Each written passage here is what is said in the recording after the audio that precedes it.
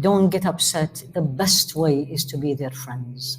If you are a person who the girl comes to you when she has a problem, you're her friend. If she goes to you, somebody else and say, tell mom, then you are not her friend because she's worried what's your... Don't say when she comes to you and says, I smoked today, I vaped. Don't say, this is my daughter?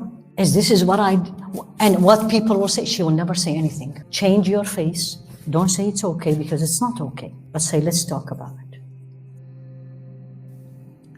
This is a very tough one. It took me a while to answer, actually. And I'm going to read it. This will hit hard for many of you. How do you suggest managing a rebellious teenager? Wait to hear.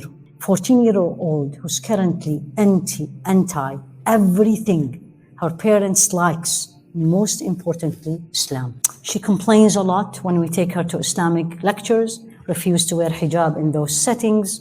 Do we stop taking her? That's the first question. She doesn't want to associate with the Muslim kids in her school, so she doesn't even try forming relationship with them. We are new to the area, so she doesn't have a lot of relationships yet. We have tried arranging get-together with Muslim families, with girls the same age as her, but so far she has not clicked with them and is suspicious of our motives in inviting them. Now, background, I'm glad she gave that. Before moving here, she had a couple of Muslim friends whose families are much more liberal than ours. She didn't give me detail. We lived in an area for work with much smaller Muslim population and moved as soon as the chance to a larger metropolitan area in hopes she makes friends. For now, that's the mother. For now, I have backed off on directly mentioning Islamic things to her because she thinks all I do is lecture.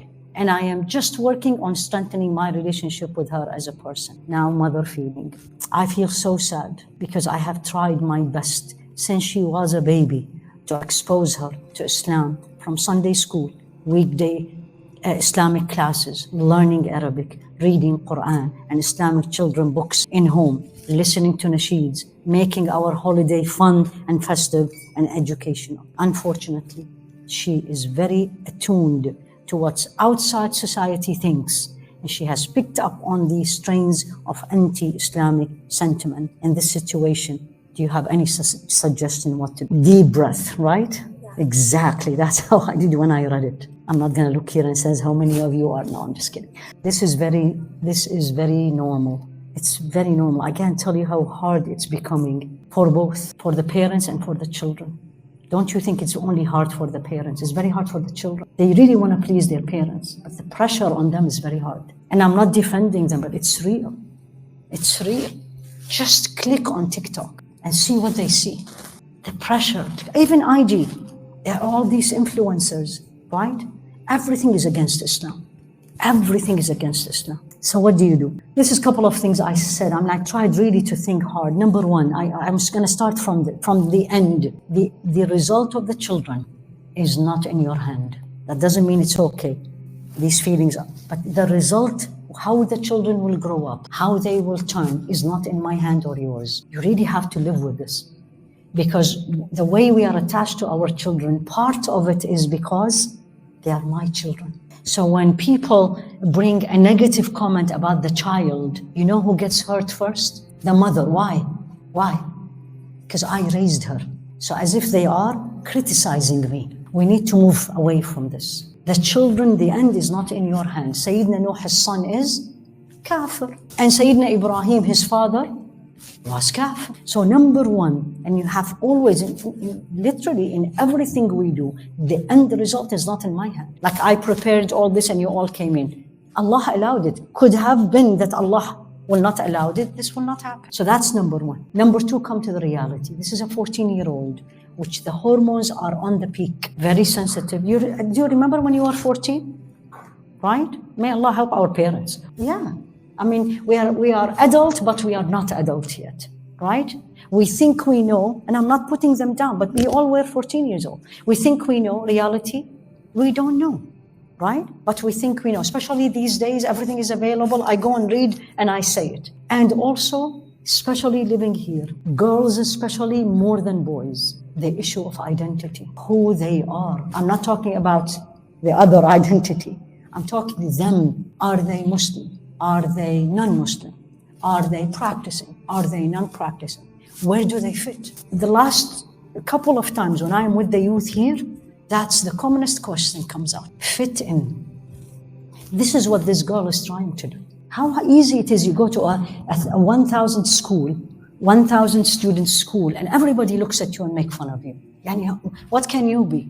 The reason I'm saying this, I'm not defending the girl, but I need parents, mothers to understand this. This is not back home when I and you go to class, everybody is you and me. And we still had issues.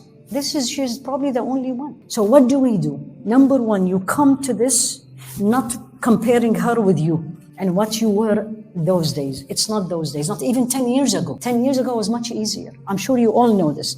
If you have children who are like in their 20s now, and you have teenagers now, you think this is a different century. 3, and easy to me to say, and may Allah make it easy for this mother. She needs to be very patient. And don't respond. And let her, leave her. Don't push her. The more you push, the more she will go away. When do you intervene? And you have to be very vigilant also. Because 14 years old is when people doesn't know exactly right from wrong, meaning the real, right? And then you are scared also, this is your daughter, you don't want her to go to the extreme wrong. Pull away, a lot of dua. Don't you ever give up on them at all.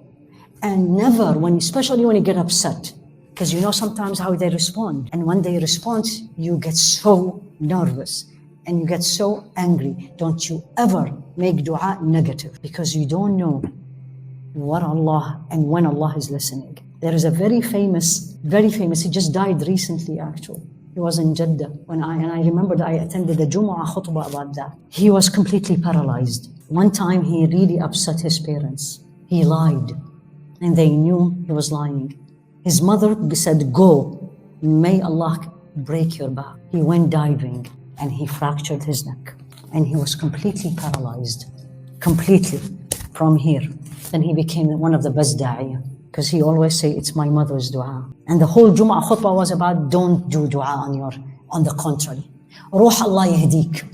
You know, we say this, go, may Allah guide you. Perfect. Perfect. What do you want? Or when someone says, Allah yahdiki, you say, Ameen. Don't get upset. She just made dua for you. He said, Ameen, please, Ya Rabbi. So and honestly, take it positive. Make a lot of dua to your children. Now, number one, don't get upset to anyone. And especially the questioner.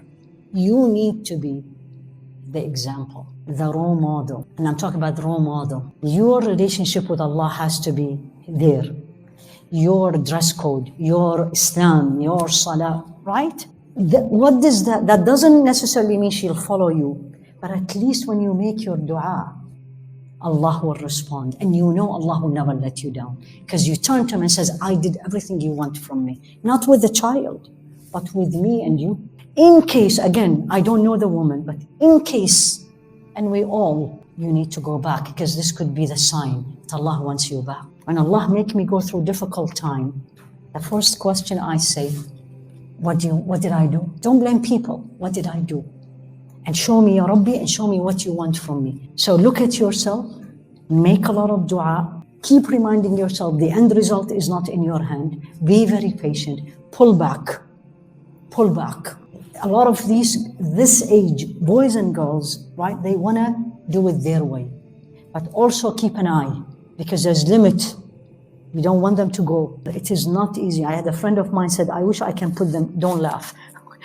She said, I wish I can put them in the freezer from 12 to 18. I'll get them out at 18. I was like, why 18? She said, at least this is which is true. This is the toughest time. So may Allah subhanahu wa ta'ala make it easy. And don't get, again, it's easy said, don't get upset. The best way is to be their friends. If you are a person who the girl comes to you when she has a problem, you're her friend. If she goes to somebody else and say, tell mom, then you are not her friend. Because she's worried don't say when she comes to you and says, I smoked today, I vaped. Don't say, this is my daughter? This is what and what people will say, she will never say anything. Change your face. Don't say it's okay, because it's not okay. But say, let's talk about it. I know everybody doing it. You know, be clear, be frank. This is reality. And let's talk about it. Then she will open up to you. So it's extremely important to build a relationship with it. And it doesn't come at 14, it comes much earlier. And may Allah